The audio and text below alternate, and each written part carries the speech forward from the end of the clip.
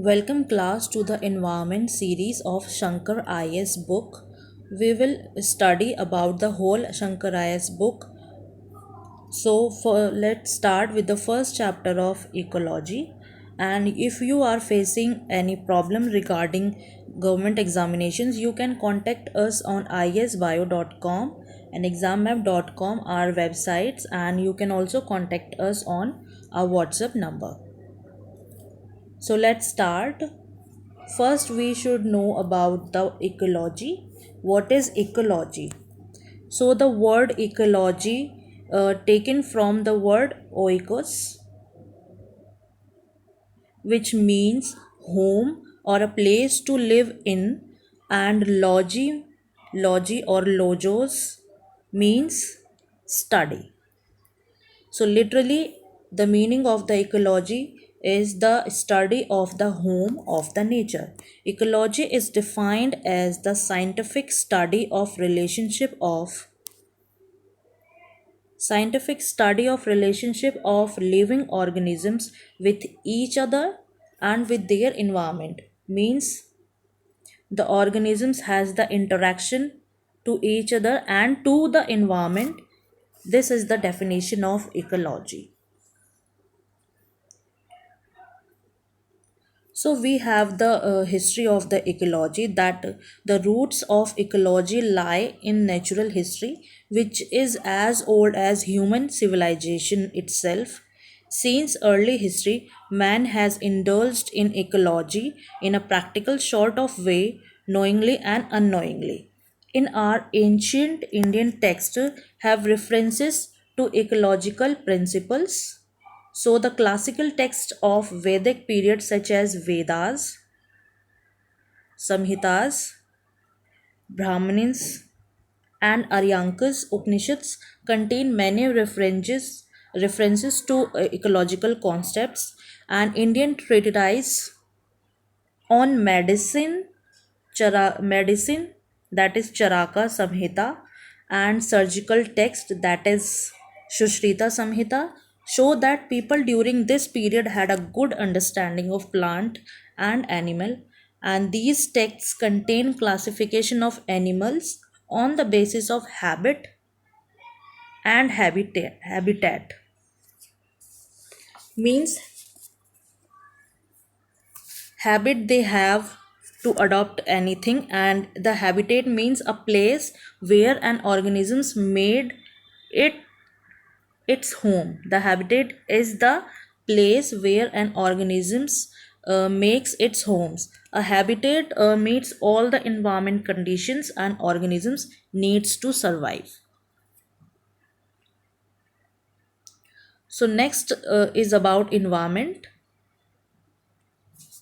What is environment?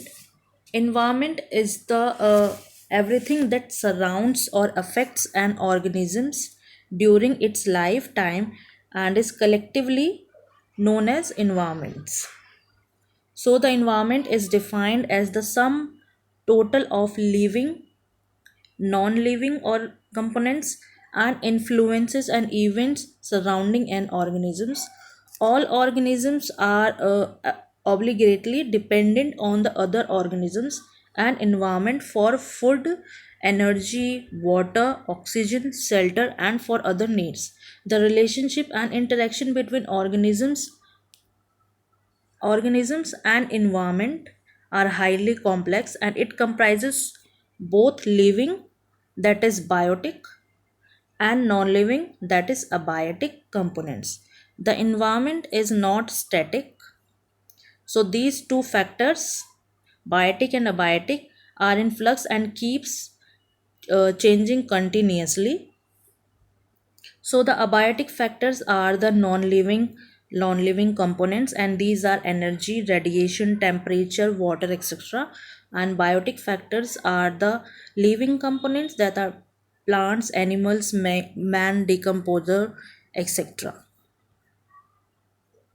Here we have the environmental components: physical, biological, and cultural. And physical have atmosphere, the gases surrounds the earth, Atmosphere is the layer of gases that surrounds the earth, and hydrosphere related to water, and lithosphere the crust or the surface of the earth. And biological component are biotic and abiotic. Abiotic is the non-living component, and biotic is the living component, and cultural is the surrounding that we have society, economy, and politics. So there are some levels of organisms in the ecology or in the ecosystem. The main levels of organisms of ecology are individual, population. Individual means organisms, a single organisms. Population means a group of organisms. Community means the population of plants and animals occur by themselves, and ecosystem is the structural and functional unit of biosphere, biome, and the bigger one is biosphere. So let's discuss about all these by one. So the individual, the organism is an individual living being that has ability to act or function independently, and it may be plant, animal, bacteria, fungi, etc. It is a body made up of organs, organelles, or other parts that work together to carry out the various processes of life. Next term is above the individual is population. Population is a group of organisms. So first we have individual, then the population is group of individuals, usually of same species and occupying a defined area during a specific time. Population growth rate is the percentage variation between the number of individuals in a population at a two different times. Therefore, population growth rate can be positive or can be negative. The main factors that make population increase are birth rate and immigration. Immigration in means coming from the another place, and the main factors that make population decrease is death and emigration, means move out from one place to another. So next stage is community. So if we look around ourselves, we will notice that population of plants and animals occur by themselves. The reason for this is quite obvious. In order to survive, the individual of any one species depend on individuals of different species. See, we have species of one individuals and species of another individual that depend on to the another species with which they actively interact in several ways. For example, animals require plants for food and trees for shelter. Plant require animal for pollination, seed dispersal, or soil microorganisms to facilitate nutrient supply. So the next is community. Community on the we have two community on the basis of size and degree of relative interdependence. So community is divided into two types. Major community, these are of large sized, well organized, and relatively independent, and they depend only on the sun's energy from outside and independent of inputs and outputs from adjacent communities. For example, tropical evergreen forest.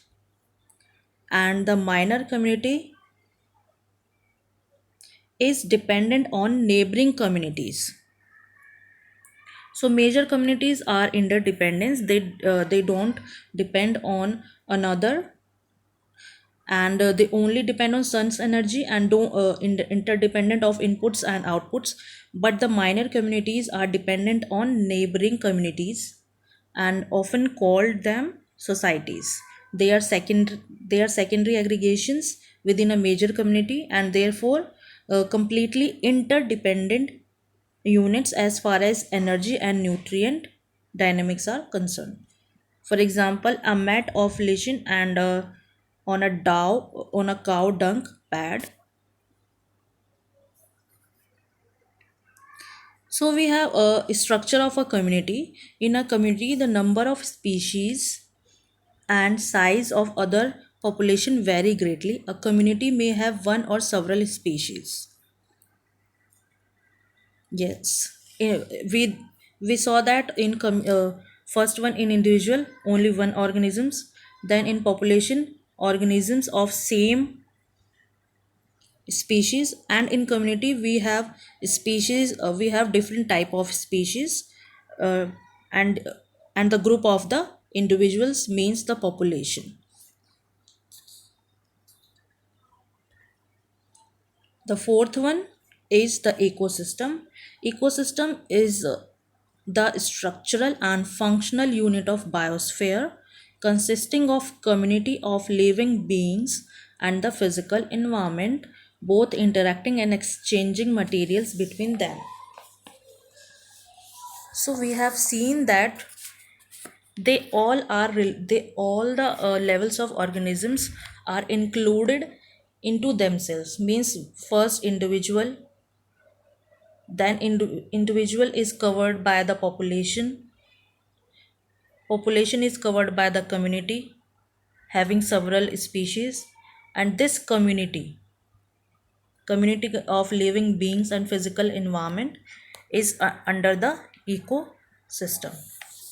So ecosystem includes the plants, trees, animals, fish, birds, microorganisms, water, soils, and people. Ecosystem are Ecosystems vary greatly in size and animals, but each is functioning unit of nature, and everything that lives in ecosystem is dependent on another species and elements that are also part of ecological community. If one part of ecosystem is damaged or disappears, that it has impact on another part also. So we have the components of ecosystem. First component is a biotic component. A biotic component, as I already told you, that it is about non-living parts of the world, and these are soils, water, air, light, energy, etc. It also involves chemicals like oxygen, nitrogen, etc., and physical processes like volcanoes, earthquakes, floods, forest fires, climates, and weather conditions.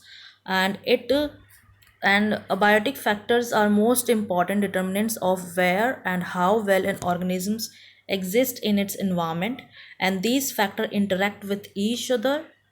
One single factor can limit the range of an organism.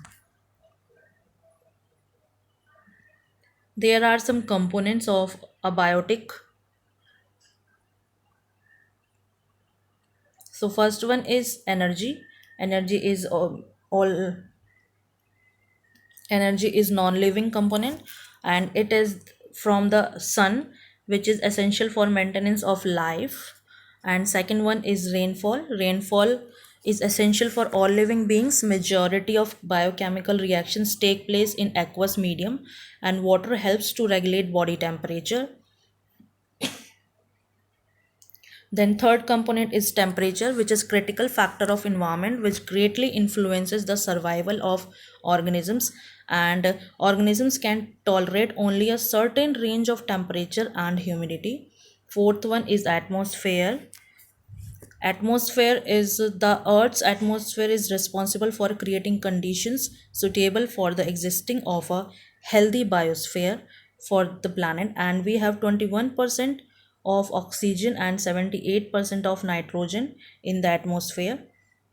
The fifth one is substratum, as it is land is covered by soil, and a wide variety of microbes and protozoa, fungi, and small animals thrive in it, and roots of plants pierce through the soil to absorb water and nutrients. Some another components are material. Material means organic compound proteins, carbohydrates, lipids, human substances. The inorganics are sulfur, nitrates, phosphates, etc. And the latitude and altitude are the great influence on an area's temperature, resulting in change of climates as polar and tropical and temperate. The next factor of ecosystem is biotic, and we have biotic components means living organisms comprising plants, animals, microbes, and classified according to their functional attributes. So the primary producers means autotrophs, means self-nourishing. They are basically green plants, and they can also be bacteria and algae, and they synthesize carbohydrate from simple inorganic raw material like carbon dioxide and water in the presence of sunlight by process of photosynthesis for themselves and supply indirectly to other non-producers. Second one is consumer, means heterotrophs or phagotrophs, means they are the incapable of producing their own food, and they depend on organic food derived from plants, animals, or both. Consumers can be divided into two broad groups, and these groups are micro consumers, sorry, macro consumers. And macro consumers are that they feed on plants and animals, both and on the basis of their food resources. They are herbivorous, are primary consumers which feed mainly on plants, and the secondary consumers feed on primary consumers, that is wolves. Means herbivorous are primary consumer and feed on the plants, okay, and the secondary consumers feed on primary consumers, and primary consumers are the cow, rabbit, they are eaten by the wolves and etc. And carnivorous which feed on secondary consumers, and they are tertiary consumers like lion which can eat wolves, and omnivorous which can consume both plants and animals. Means, let me explain again. Herbivorous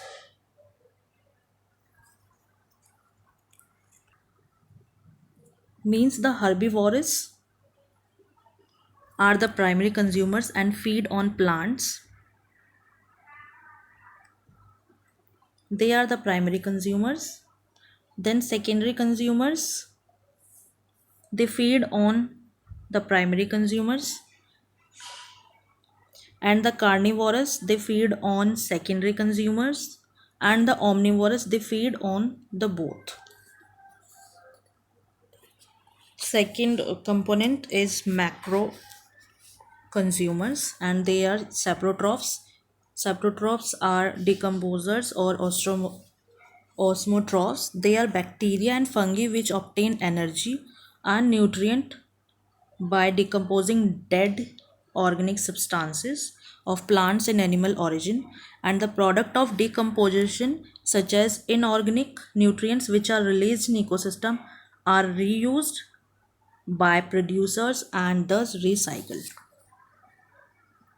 So we will back with the remaining part of the chapter. Thank you, class.